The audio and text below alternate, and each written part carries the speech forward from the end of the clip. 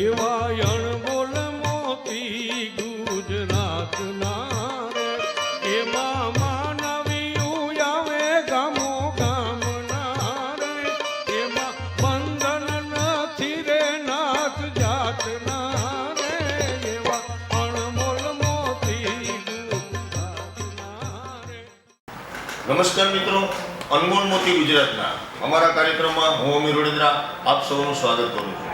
મિત્રો, આજે 18/2/2024ના રોજ શ્રી ઇન્ટરનેશનલ મેલ સુપ્રીમ કાઉન્સિલ દ્વારા પોરબંદરની માલિકા એક ખૂબ સુંદર મજાનું આયોજન એટલે આમ તો દરેક ક્ષેત્રે ઇન્ટરનેશનલ મેલ સુપ્રીમ કાઉન્સિલે આપણી બધાની ચિંતા કરી છે, આપણી બધાને ખૂબ કાળજી રાખી છે. પરંતુ આજે લગ્નની મોસમ હોય, લગ્નની સિઝન હોય ત્યારે એક સમૂહ લગ્નનું આયોજન, અને આ આયોજનમાં આજે પ્રમુખ સાહેબ શ્રી વિમલજી વડોદરા સાથે અમુક ચર્ચાઓ કરીશું, અમુક વાતો કરીશું. આનું આયોજન કઈ રીતના કરવામાં આવ્યું છે, આમાં દીકરીઓ માટે અને વર અને કન્યા બંને પક્ષ માટે એમની સાથે મહેમાનો કઈ રીતના આવતા હોય છે, કઈ રીતના આયોજન હોય છે, સાથે સાથે આપણા સમાજના દાતાઓ અને આવી બધી વાતો સાથે સાથે ખૂબ સુંદર મજાની વાત કે જે આપણા યુવક યુવતીઓને ખૂબ ગમશે, એટલે કે જીવનસાથી પસંદગી મેળવો. એના માટેની પણ ઘણી બધી એવી વાતો છે જે તમારા સુધી પહોંચાડવાની છે. પરંતુ એ પહેલાં વિમલજી અંકલ, અમારા કાર્યક્રમમાં આપનું સ્વાગત છે. ખૂબ ખૂબ આભાર અમીરભાઈ. અને સાહેબ, સૌથી પહેલાં તો આજે આ જે સમૂહ લગ્ન છે એમના વિશે થોડીક સંક્ષિપ્તમાં આપણે દર્શક મિત્રોને વાત કરીશું. બિલકુલ. જે લગભગ છેલ્લા 22-23 વર્ષથી, સિવાય કે કોવિડની અંદર 2 વર્ષ ન કરી શક્યા આપણે, પણ દર વર્ષે સમૂહ લગ્ન કરે છે. ઇન્ટરનેશનલ મેલ સુપ્રીમ કાઉન્સિલ અત્યારે છે, પહેલાં સુપ્રીમ કાઉન્સિલના નામથી આપણે ઓળખતા. તો એ સમૂહ લગ્નના ભાગરૂપે આ વર્ષે પણ સમૂહ લગ્ન કર્યા છે. 19 દીકરીઓએ એમાં આપણો ભાગ લીધો છે, અને આશરે મેં એનો હિસાબ પણ ત્યાં સ્ટેજ ઉપરથી આપેલું. આશરે 20 લાખની આજુબાજુ જે છે એ આપણે ડોનેશન આવ્યું છે, અને એની અંદર દરેક લગ્ન લગભગ 73,000 થી 74,000ના એક લગ્ન પડે છે. અને એ સિવાય દીકરીઓને ખાસ કરીને કુંવરબાઈનું મામેરું એ અને બીજી કંઈક છે સ્કીમ, એના 20,000 રૂપિયાના ખતમ થતા હોય છે. તો એ બધો જે છે એટલા ડોનેશનમાં ખર્ચો જે 14 લાખ જેવો છે, એટલે એમાં 5-5.5 લાખ જેવો છતાં પણ વધે છે. જે આપણે સમૂહ લગ્નનું એક જુદું લેઝર રાખ્યું છે, અને એની અંદર જમા થાય, આવતા વર્ષે જરૂર પડે તો આપણે એને વાપરીએ છીએ. અને આ વખતે થોડુંક જુદું એ કર્યું છે કે તમે જોશો અને ત્યાં જો વિડીયો શૂટિંગ કરશો તો દર વખતની જેમ આ વખતે એક મંડપ જે છે વચ્ચે કર્યો છે. થોડુંક સ્ટેજ જેવું પણ બનાવ્યું છે દંપતી માટે, કે જેથી કરીને સારી ખુરશીમાં બેસી અને સારી રીતે લગ્નનો માહોલ લાગે એવો ટીમે પ્રયત્ન કર્યો છે. એ સિવાય ખુરશીઓ બેસવા માટે આપણે આપી છે આ વખતે, જે પહેલાં નહોતી. તો ખર્ચો આવ્યો છે, પણ થોડોક સુધારો કરી અને લગ્નનો માહોલ થાય ઢોલી અને રાખી અને માહોલનો પ્રયત્ન કરીએ છીએ. એટલે માણસો થોડાક લિમિટેડ હોય, પરંતુ જે આયોજન છે તે એમ એક મોટો પ્રસંગ હોય એમ આપણા જે મોટો લગ્ન પ્રસંગ હોય એવો માહોલ ઊભો કર્યો છે. બરાબર? બિલકુલ બિલકુલ. એવો એકદમ પ્રોપર મોટા લગ્ન પ્રસંગ હોય એટલી સંખ્યામાં આમ તો જોવા જઈએ તો એક મોટા લગ્ન કરતાં વધારે સંખ્યાની હાજરીમાં સારા બ્રાહ્મણો સાંદીપનીના, કે જે સારા આ શ્લોક બોલી અને સારી વિધિ કરીને સંપૂર્ણ ખરેખર જે છે એવી આપણે જે છે એક આખું એટમોસ્ફિયર વાતાવરણ ઊભું કરી, જેથી કરી દીકરા દીકરીને પણ થાય કે ધામધૂમથી એના. અંકલ, આપણે વાત કરી કે 70-75,000 રૂપિયા એક લગ્નનો ખર્ચ, અને એમાં 20,000 જેટલું પાછું કુંવરબાઈનું મામેરું એડ થાય છે. એટલે સમથિંગ લાખની આજુબાજુમાં એક જે સમૂહ લગ્નના જે એમ કહેવાય કે જેમાં એમાં નામ લખાયું છે એમને લાભ મળે છે. બરાબર છે? તો આવા દાતાઓને આપણે યાદી કરવી હોય તો આપણે દાતાઓની થોડીક યાદી કરશું. હા, દાતાનું આખું આમ તો લિસ્ટ છે, અને નીચે બોલ્યા છે, પણ કોઈ 1 લાખ 1.5 લાખ નામ થોડા ઘણે બોલીશ ને કોઈના ભૂલી જઈશ તો કદાચ સ્થાને ગણાશે કોઈને, અને એને તો એના કરતાં એમ કહી શકે તો 10 જે લગ્નના અનુદાન કર્યું એનું ચોક્કસપણે નામ લેવું જોઈએ. જે લેસ્ટર યુકેથી સાજણભાઈ કેસવાલા એ આવી નથી શક્યા, પોતાની તબિયતને લીધે. પણ એના 10 લગ્ન જે છે અને એક બીજા લગ્ન બહારથી છે એના એવા 11 લગ્ન એને ખરેખર અનુદાન કર્યું છે. તો સાજનભાઈ કેસવાલાનો લેસ્ટરથી યુકેથી હું એનો આભારી છું. સાથે સાથે બધાએ જુદા જુદા લેવલે કોઈ લાખ, કોઈ 1.5 લાખ, 11,000, તો ઘણા બધા. તો આ બધાનો જે સહકાર મળ્યો છે એના માટે હું ઇન્ટરનેશનલ મેલ સુપ્રીમ કાઉન્સિલ તરફથી ખૂબ ખૂબ આભારી છું. અને આ જ રીતે ભવિષ્યમાં પણ આવા શુભ પ્રસંગની અથવા સારા કાર્યોમાં આપનો સહકાર મળતો રહે, જેથી કરીને દીકરા દીકરીઓ જે છે કે જેની ખરેખર થોડીક આર્થિક પરિસ્થિતિ પણ કદાચ બરાબર ન હોય, પણ એના કરતાં સાદાઈથી લગ્ન કરવા ઈચ્છતા એવા કુટુંબો હશે તો એને જે છે એ ખૂબ ટેકો મળશે આ ડોનરોથી, અને ડોનરને લીધે જ આપણો આ પ્રસંગ શક્ય છે.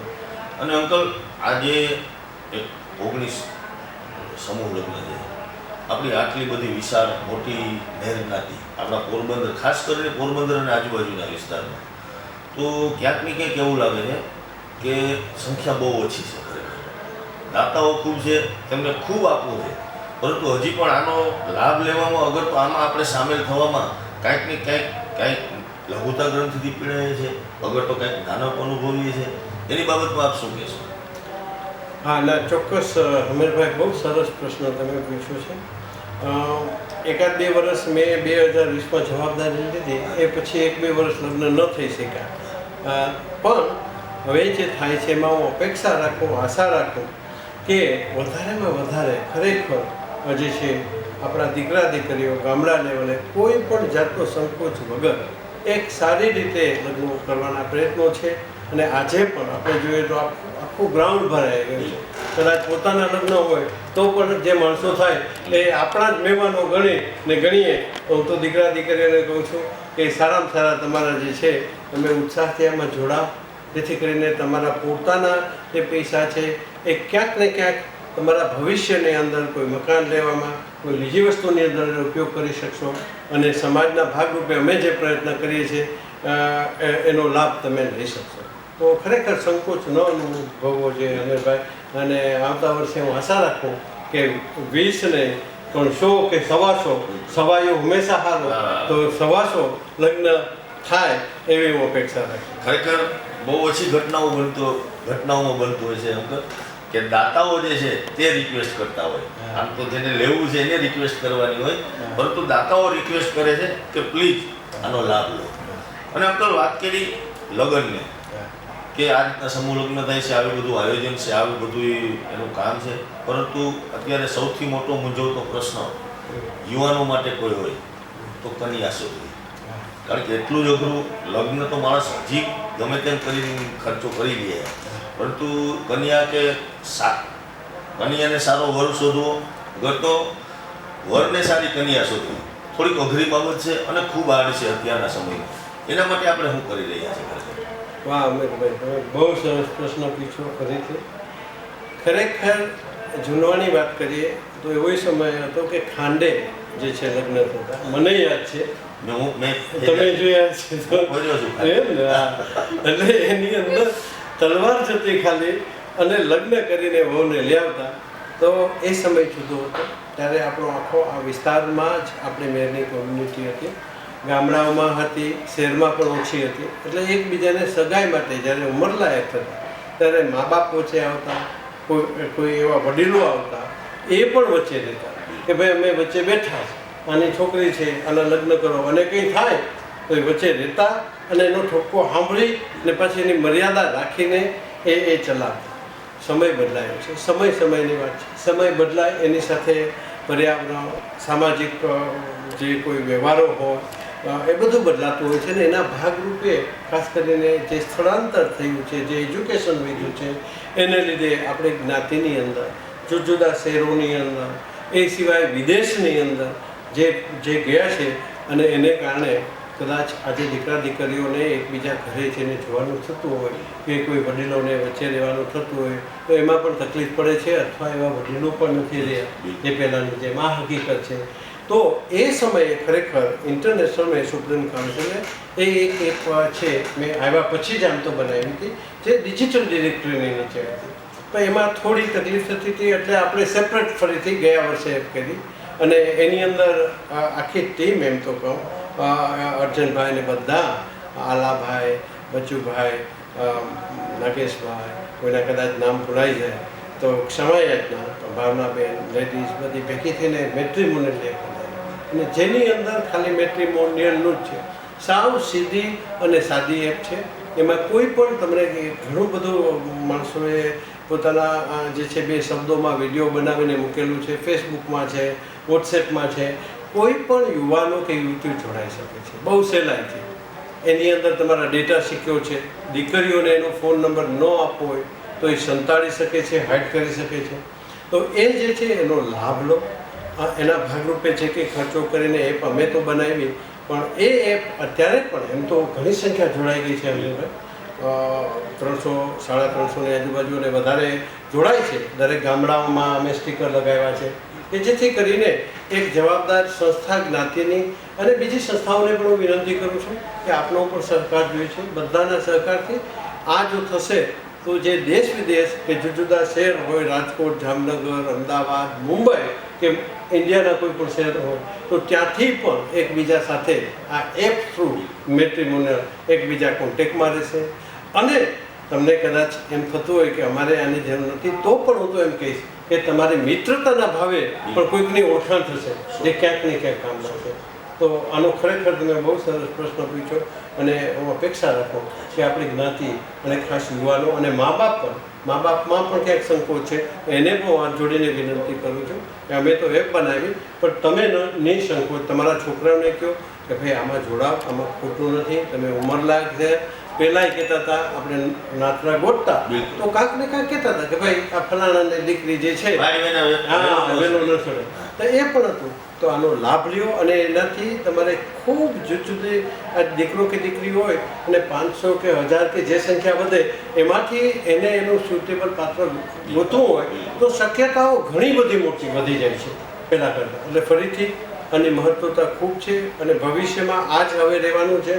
ડિજિટલ જે છે, ફોન છે, આપણે ખબર છે આજે તમે આ જે બ્લોગ બનાવીને મૂકો છો એ પણ આટલું જ જરૂરી છે.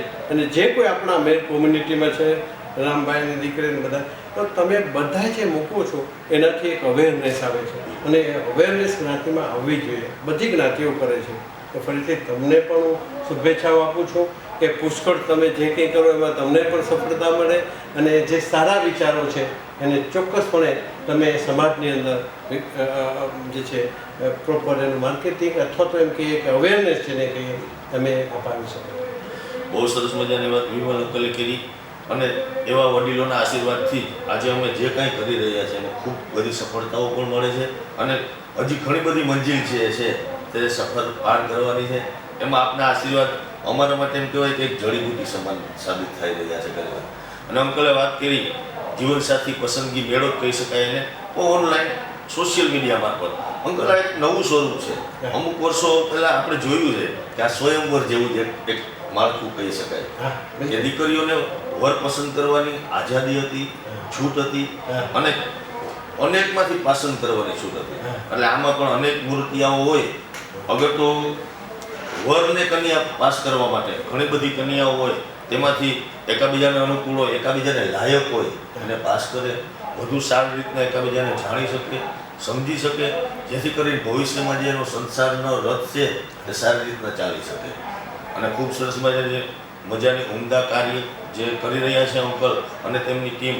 ફરી એક વખત આપનો ખૂબ ખૂબ આભાર અને આવા કાર્યો કરતા રહ્યો અને અમને પ્રેરણા આપતા રહ્યો એ જ પ્રાર્થના. અને તમે ખૂબ સરસ સરખામણી સ્વયંવરના જે શબ્દો તમે ખૂબ આનંદ થયો કેમ કે ખરેખર એ રીતે જ આની અંદર પણ એની જે દીકરીઓ છે એને ખરેખર ઓલા કરતાં પણ વધારે ચોઈસ મળશે. એને છોકરાઓ જે એને વ્યાજબી લાગે જેની સાથે ગમે એની સાથે કોન્ટેક કરી અને જે છે કરી શકશે. સાથે સાથે છેલ્લે બીજી બધી સંસ્થાઓને મેં જોડવા પ્રયત્ન કર્યો છે. ઇન્ટરનેશનલ મેચ સુપ્રીમ કાઉન્સિલ એક પિતૃ સંસ્થા તરીકે, પછી કોઈ પણ કમિટી સમિતિઓ સમાજની હોય જેની અંદર શક્તિ સેના હોય, ખેડ વિકાસ સમિતિ હોય, વડા વિકાસ સમિતિ હોય, હિતરક્ષક હોય, કોઈ કાલે બીજી થાય તો અમારે એક ફરજ છે કે એની સાથે ઊભે રહીએ. કેશોદની અંદર સરસ શિક્ષણનું ક્ષેત્ર ઊભું કર્યું છે તેની ટીમે, એને પણ હું અભિનંદન આપતો હોઉં છું.